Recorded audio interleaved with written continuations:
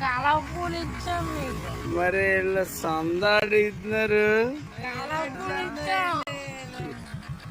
చాలా మోసం చేస్తున్నారు.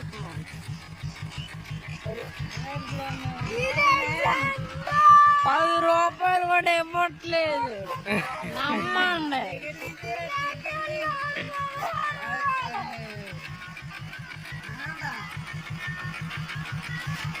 ఏ బోలే గణేష్ మహారాజ్ కి